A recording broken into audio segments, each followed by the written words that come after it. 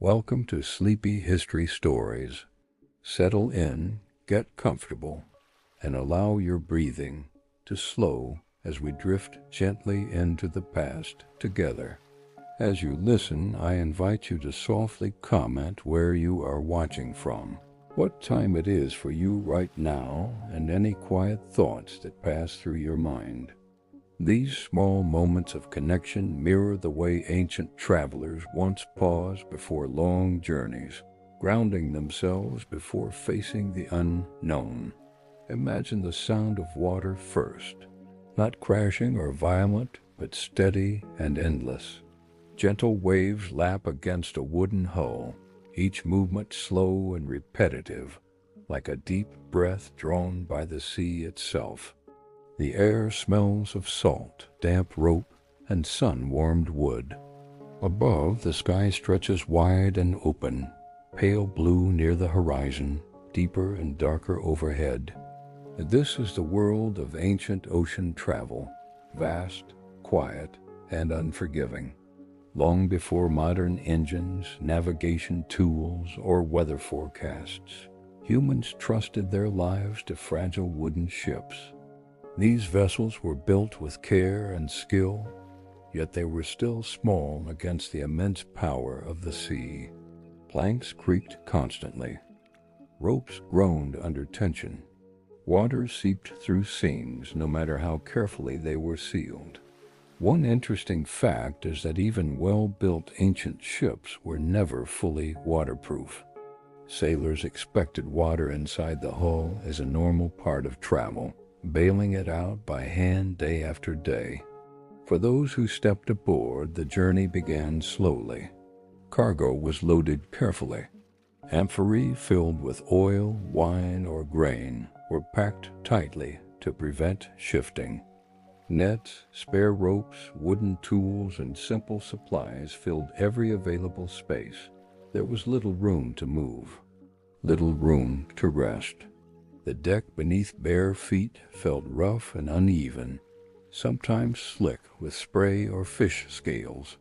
Every sound carried across the open water, magnified by the emptiness around it. Ancient sailors did not leave ports casually. The sea was respected, even feared. Many cultures believed it was ruled by unpredictable spirits or gods. Before departure, quiet rituals were performed. Small offerings were made. Prayers were whispered under breath. These acts were not dramatic. They were calm, serious, and deeply personal. One interesting fact is that many ancient ships carried small carved symbols or charms tied to the mast or hidden below deck, believed to bring protection during the voyage. Once the ship pulled away from shore, land faded quickly. Familiar shapes dissolved into haze. The smell of earth and vegetation disappeared, replaced entirely by salt and wind. For passengers and crew alike, this moment marked a turning point. From here on, there was no escape, no shelter, no certainty, only the slow rhythm of waves and the endless horizon. Life aboard an ancient ship was quiet but tense. Days passed in long stretches of sameness. Sailors adjusted sails, checked ropes, and watched the sky constantly. Clouds were studied with care. Changes in wind direction were felt immediately through the pull of the sail and the tilt of the hull. One interesting fact is that ancient sailors relied heavily on their senses rather than instruments. They listened to the pitch of the wind, watched the color of the water, and felt subtle vibrations through the ship to judge danger. Sleeping was difficult. There were no cabins for most travelers. People slept wherever space allowed, often on the deck, wrapped in rough cloth or animal skins. The wood beneath them was hard and cold at night, warm and splintering during the day. Salt dried on skin, hair stiffened, throats grew dry from constant wind. The rocking motion never fully stopped, even in calm seas. and for many, sleep came only in shallow fragments. Food was simple and limited. Dried fish, hard bread, olives, and watered wine formed the bulk of meals. Fresh water was carefully rationed, stored in clay jars that could crack or leak. One interesting fact is that ancient sailors often drank diluted wine instead of water because it stayed safer for longer periods. Even so, thirst was a constant presence, especially under the open sun. As night fell, the sea transformed. Darkness erased the horizon completely. Stars filled the sky in overwhelming numbers, reflected faintly on the moving water below. Without artificial lights, the world became vast and quiet beyond comprehension. The creaking of wood grew louder. Every splash sounded closer. Every gust of wind felt more personal.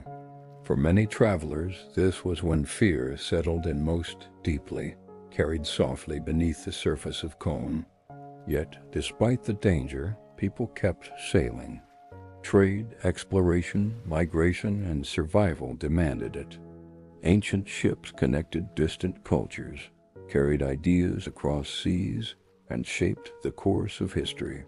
They were fragile bridges across an immense and indifferent ocean.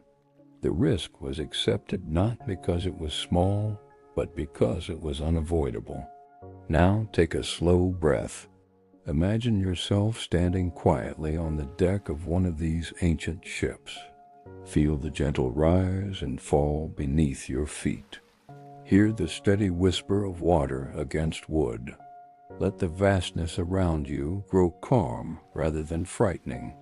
This is only the beginning of the journey. Let your mind rest here for a moment, floating gently on this ancient sea. As the ship drifts farther from shore, the sea begins to reveal its true nature.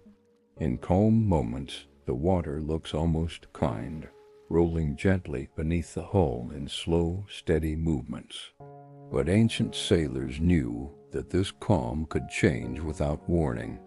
There were no forecasts, no instruments to measure pressure or wind speed, no way to know what waited beyond the visible horizon.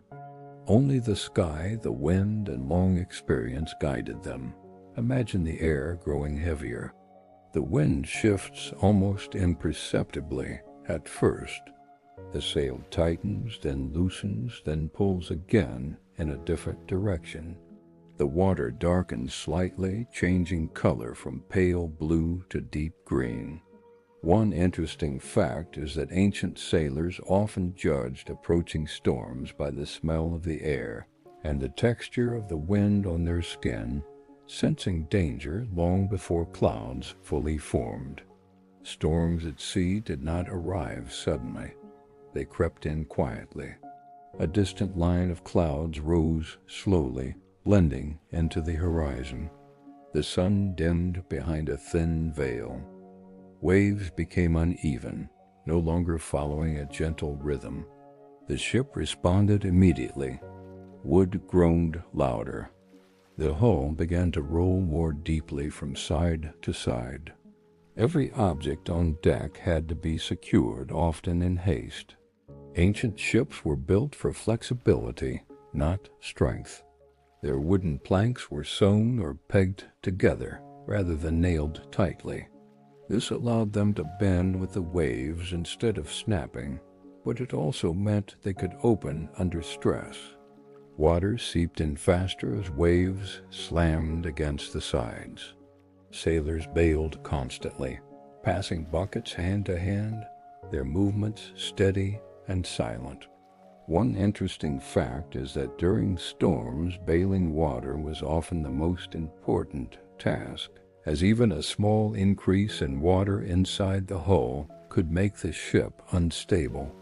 Rain fell heavily during storms, soaking clothing and skin within moments.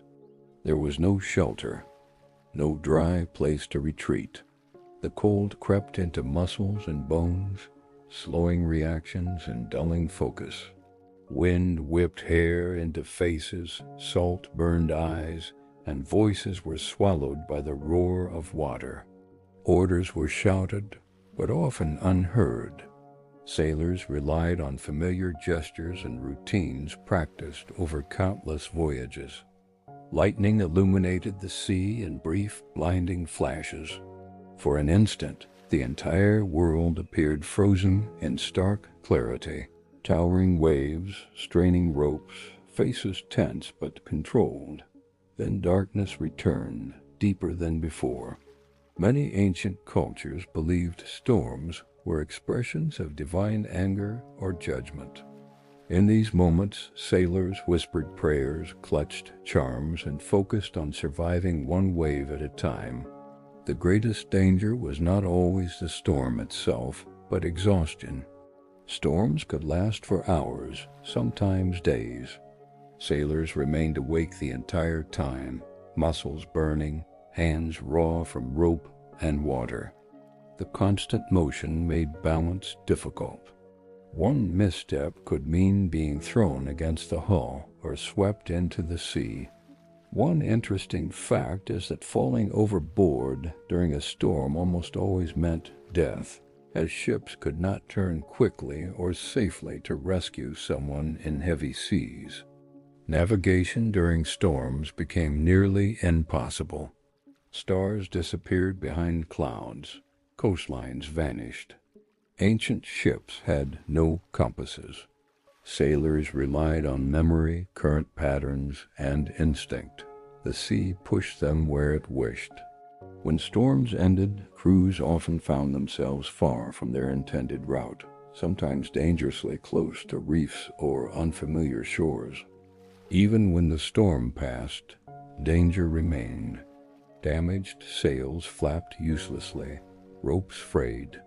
Waterlogged cargo shifted, throwing off balance.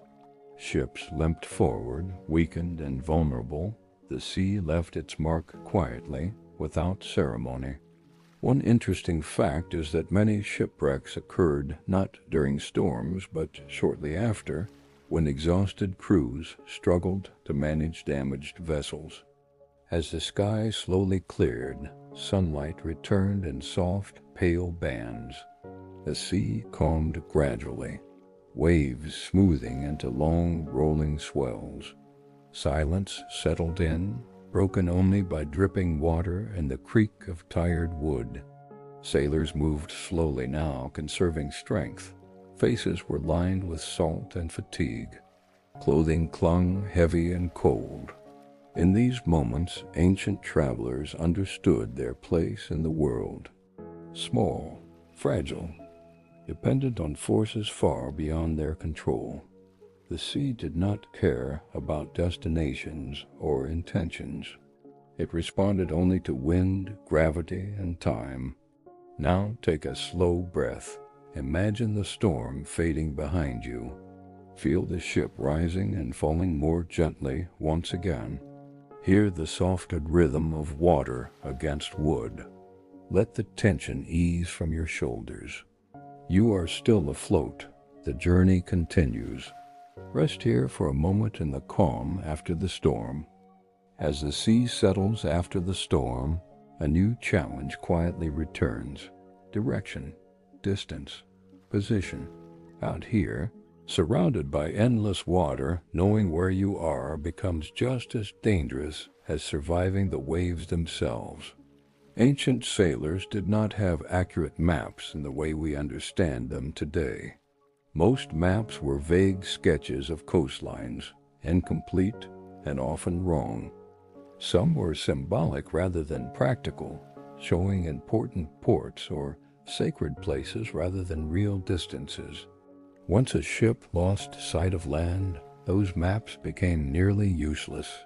Instead, navigation depended on memory, observation, and tradition passed carefully from one generation to the next. Sailors learned routes not as lines on paper, but as stories. A journey was remembered by the color of the water, the smell of the air, the shape of clouds near certain coasts, and the way waves behaved as land approached. One interesting fact is that experienced sailors could sometimes tell how close they were to land simply by the movement of birds. Certain seabirds rarely traveled far from shore. If birds circled overhead at dawn or dusk, land might be closer than it seemed. The sun was one of the most important guides. Each morning, sailors noted where it rose. Each evening, where it fell into the sea. These daily movements helped them maintain a rough sense of east and west. But clouds could hide the sun for days, leaving crews uncertain and uneasy. At night, the stars became their most reliable companions. The sky, free from modern light, appeared intensely bright. Constellations stretched clearly from horizon to horizon. Sailors memorized these patterns carefully. The position of certain stars told them which direction they faced and roughly how far north or south they had traveled. One interesting fact is that the North Star, though not perfectly fixed, was close enough to true north that it became one of the most important tools for navigation in the Northern Hemisphere. By measuring its height above the horizon, sailors could estimate latitude with surprising accuracy. Still, this knowledge required calm skies. During cloudy nights or long storms, even the stars disappeared. In those moments, sailors relied on the feel of the sea itself. Swell direction mattered. Large ocean waves tend to move consistently across great distances. Skilled sailors learned to recognize these patterns, keeping their ship aligned with familiar rhythms beneath the hull. Time was another challenge. There were no clocks that worked reliably at sea. Sailors estimated time by the sun's position or by counting heartbeats during familiar tasks. Distance traveled was guessed by speed and duration, a method known later as dead reckoning. Errors accumulated quickly. A small misjudgment one day could place a ship dangerously off course days later. Getting lost was terrifying not because of confusion, but because of what followed. Supplies dwindled. Fresh water spoiled. Food grew scarce. The sea offered no reassurance, only repetition. Day after day of water and sky, indistinguishable from the last. One interesting fact is that many ancient ships carried extra crew not only for labor, but because sickness and exhaustion were expected. Losing people on long voyages was considered normal, not tragic, but unavoidable. When sailors realized they were lost, there were few options. They could follow birds, drift with currents, or sail toward the rising or setting sun and hope to encounter land. Sometimes this worked. Often it did not. Entire ships vanished without leaving any record, their stories absorbed quietly by the sea. Fear in these moments was not loud. It was heavy and slow. Conversations became shorter. Movements grew careful. People stared at the horizon longer than necessary, searching for anything that broke the endless line between water and sky. Yet even here there was routine. Ropes were checked, sails adjusted, water rationed carefully. Life continued in small, controlled motions because stopping meant surrender. At night, sailors lay beneath the open sky, watching stars drift slowly overhead. These lights had guided countless voyages before them. There was comfort in knowing others had trusted the same stars and survived. The sea was dangerous, but it was also familiar in its patterns. Take a slow breath now. Imagine the ship gliding quietly forward. No storm, no shouting. Only the gentle creak of wood and the soft splash of water against the hull. Above, the stars move patiently, marking time and silence. Let your thoughts drift with them. Let the rhythm of the sea steady you. As days stretch into weeks, life aboard an ancient ship settles into a rhythm that is both exhausting and strangely quiet. There's no privacy, no true rest, and no escape from the constant presence of water, wood, and wind. Every moment is shared, every sound is heard by all. The ship itself becomes a small floating world. Space is limited, and sailors sleep wherever they can. Some rest on coiled ropes. Others lie against wooden beams or beneath simple cloth shelters stretched across the deck. Below deck, when space exists at all, the air is heavy and stale, filled with the smells of damp wood, sweat, salt, and stored food. One interesting fact is that many ancient ships did not have separate sleeping areas. Sailors slept beside cargo, tools, and even animals, all sharing the same confined space as the ship moved endlessly beneath them. Sleep is light and broken. The creaking of wood never stops. Waves slap rhythmically against the hull. Sails snap and shift with changes in wind. Even in calm seas, the ship gently rocks, making deep rest difficult. Sailors learn to sleep in short intervals, waking often without knowing why. Exhaustion becomes a constant companion. Daily tasks are repetitive, but physically demanding. Ropes must be checked, sails adjusted, water bailed, and equipment repaired. Even simple movements require balance, as the deck tilts and sways beneath every step. Hunger is quiet but persistent. Food supplies are simple and monotonous. Dried grains, hard bread, salted fish, dried meat, and sometimes legumes form the bulk of meals. Fresh food disappears quickly after departure. Bread becomes rock hard. Meat grows tougher with time. One interesting fact is that ancient sailors sometimes softened stale bread by soaking it in seawater or broth, making it easier to chew and swallow. Water is more precious than food. Stored in clay jars or wooden barrels, it spoils quickly. Algae grows. The taste becomes unpleasant. Rations are measured carefully, especially on long journeys. Thirst lingers constantly, never fully satisfied. Meals are small and functional. There is no ceremony. Sailors eat when they can, often sitting on the deck or leaning against the mast. Conversations are brief. Energy is conserved. Eating is simply another task necessary for survival. Illness spreads easily in these conditions. Cuts become infected. Skin sores appear from constant moisture and salt. Digestive problems are common.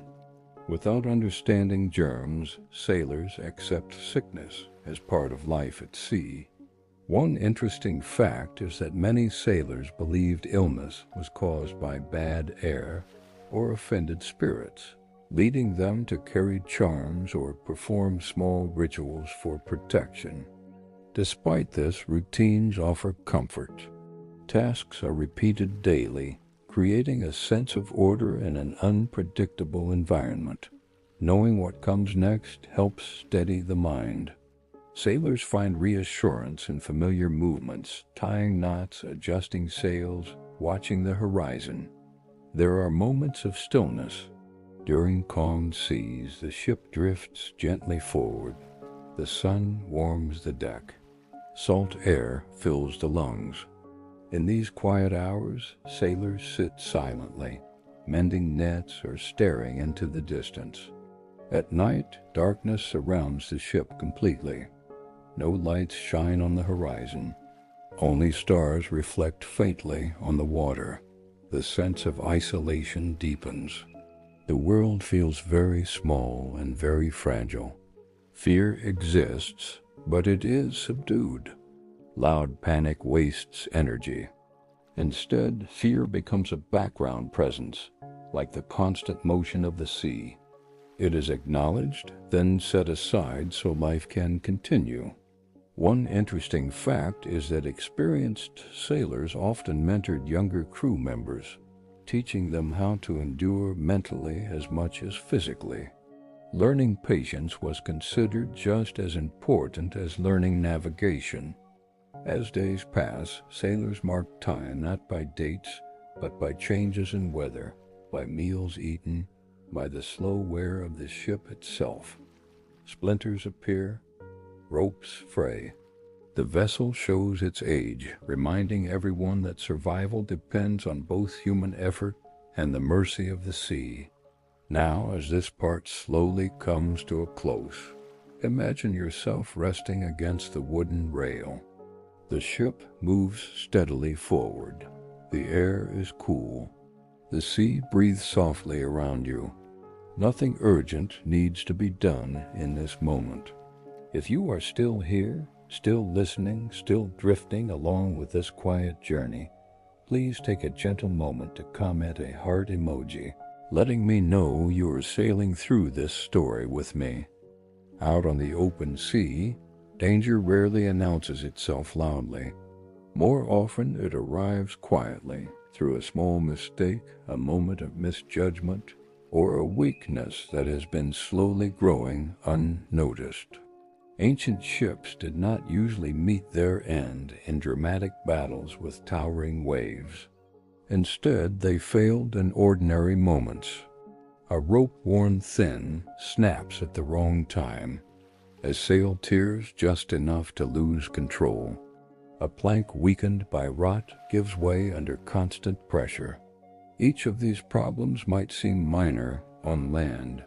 At sea, they can become fatal. One interesting fact is that many ancient shipwrecks show no signs of storms at all. Archaeologists often find vessels that sank in relatively calm conditions, suggesting that human error or gradual structural failure played a larger role than violent weather. Navigation errors are among the most common causes of disaster. A ship sails just a little too close to shore at night. Rocks hide beneath the surface, invisible in darkness. The hull strikes once, hard enough to crack wood and flood the interior. Water rushes in faster than it can be removed. Ancient ships had no watertight compartments. Once water entered, it spread quickly. Sailors bailed with buckets, hands aching, backs bent, fighting exhaustion and panic. Sometimes they succeeded. Often they did not. Collisions with reefs were especially dangerous. Coral and stone tore into wooden hulls with ease.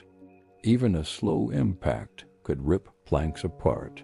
The ship might linger for hours, slowly filling, giving false hope before sinking completely.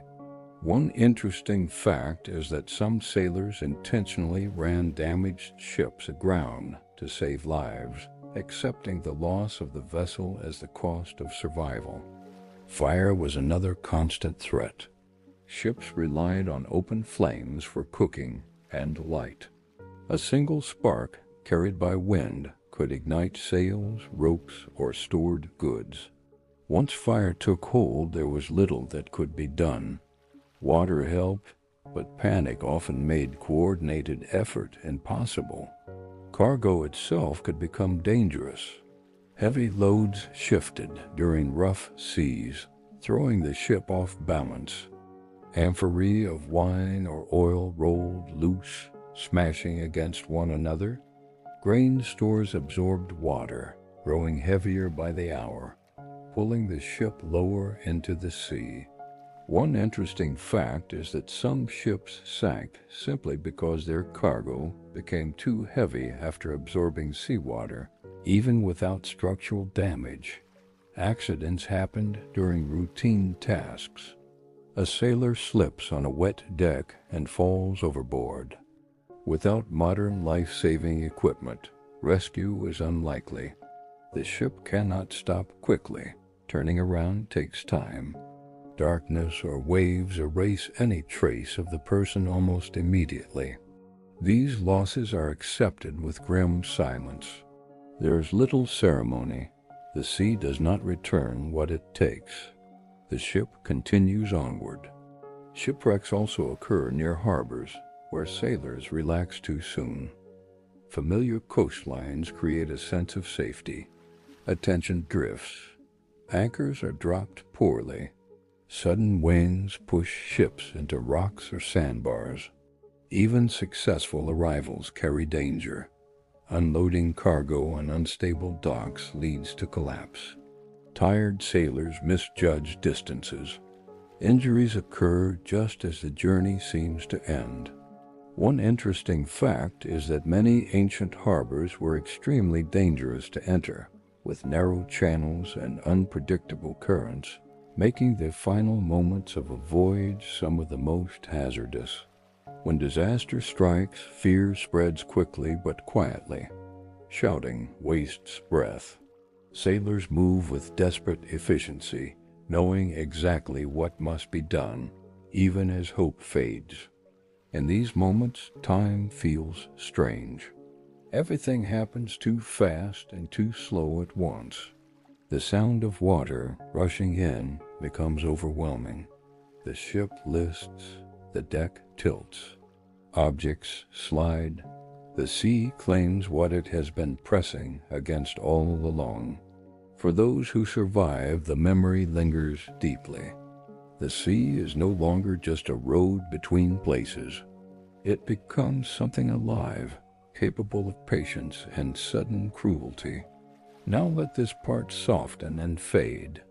Imagine the ship drifting at dawn, intact for now. The water is calm again, as if nothing ever happened. The horizon stretches quietly ahead. Every ancient ship carried more than wood, rope, and cargo. It carried people shaped by belief, fear, hope, and tradition. Those who sailed were rarely adventurers by choice alone.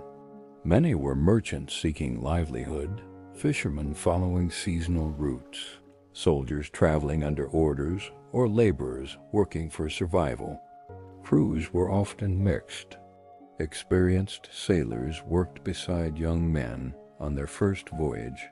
Some had spent most of their lives at sea. Others had never traveled far from land before stepping aboard. What united them was the shared knowledge that the sea did not care who they were.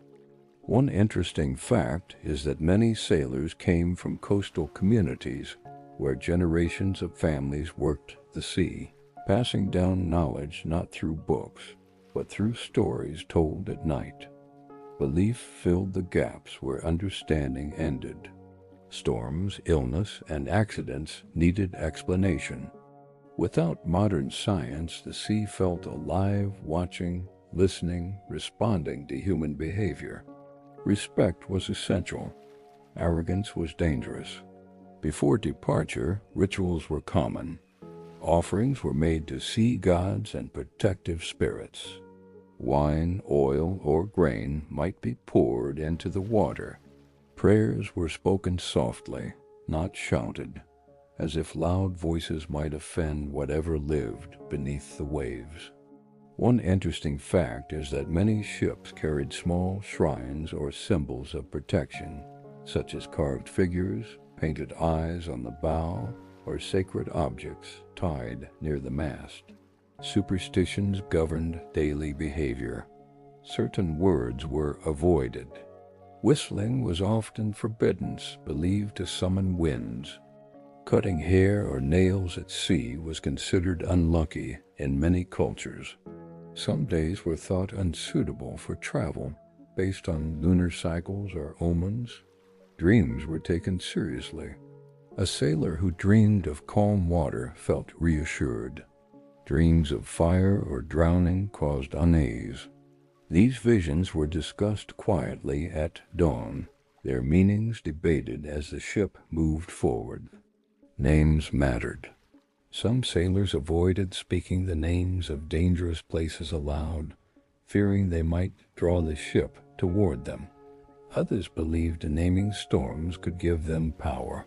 One interesting fact is that dolphins swimming alongside ships were widely seen as signs of protection and good fortune, their presence welcomed and watched carefully.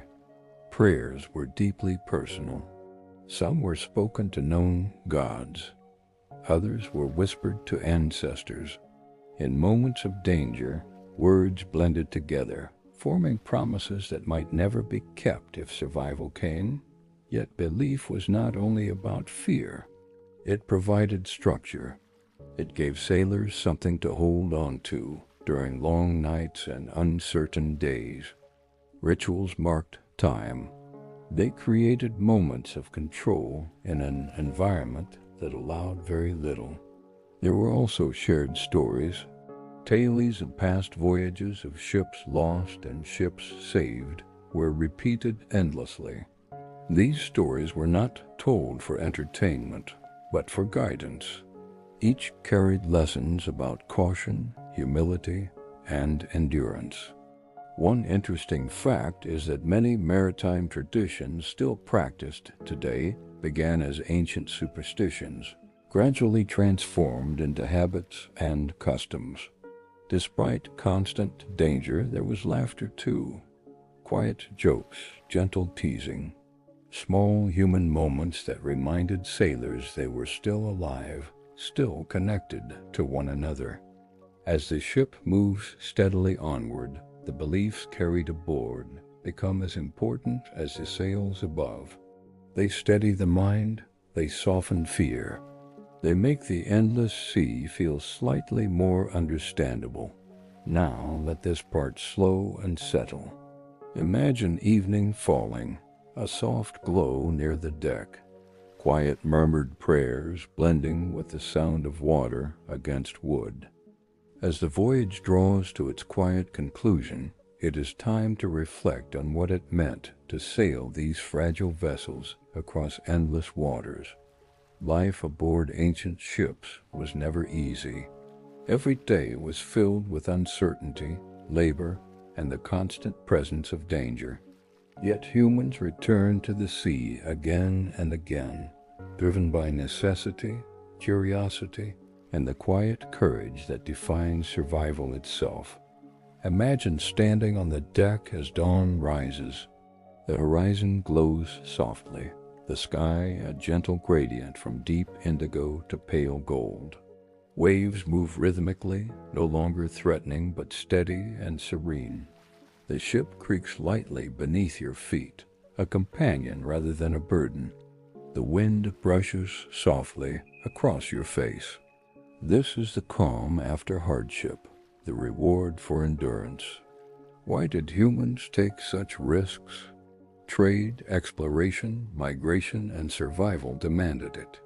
Ancient ships connected distant lands, allowing cultures to meet, ideas to spread, and economies to flourish. Without them, much of history would have remained isolated, confined to small regions and short rivers. One interesting fact is that entire civilizations owed their wealth and influence to maritime skill, relying on these perilous journeys to access resources, maintain communication, and expand influence. Sailors and passengers alike learned resilience. Every wave, every gust of wind, every creaking plank taught lessons in patience, caution, and humility. Mistakes could be fatal, but they also created wisdom. Stories passed from one sailor to the next became guides, moral lessons, and quiet reminders of human limitations and perseverance. The sea shaped memory itself. Coastal towns told tales of vanished ships, of storms that changed the course of history, of brave individuals whose names were remembered in song or story. One interesting fact is that some ancient poems and myths about the ocean are believed to be rooted in actual maritime experiences, translating survival into art, legend, and collective memory. Even after leaving the ship, sailors carried the sea within them. The smell of salt, the motion of waves, the endless horizon. These became part of their consciousness, influencing decisions on land, relationships, and the rhythm of daily life. And yet, for all its challenges, the sea also offered moments of quiet beauty. Sunsets over open water, stars reflected on calm waves, the gentle rocking that lulled one into shallow rest. These small comforts reminded travelers why they returned despite the danger. It was not recklessness, it was respect paired with necessity, courage mixed with awe. As this journey comes to its reflective close, imagine yourself one last time on the deck. Feel the warmth of a rising sun, the whisper of the wind, and the soft, endless rhythm of water against wood. Think of the sailors who came before, and the fragile ships that carried them across a vast, untamed world. Let their courage settle softly in your mind. Take a slow, deep breath. Let your thoughts drift gently like the ship upon the waves. Let the sea calm your mind and body. Know that human determination, careful observation, and quiet bravery shaped history in ways both grand and subtle. And as this story fades into calm, allow yourself to rest. You have sailed safely alongside ancient travelers, felt the ebb and flow of their lives, and now return quietly to your own space, carrying the gentle rhythm of the ocean in your mind. This concludes our journey through ancient ocean travel, where ships were fragile, seas were vast, and human courage was tested every day. Thank you for listening, for drifting alongside, and for allowing history to unfold slowly, softly, and gently in your mind.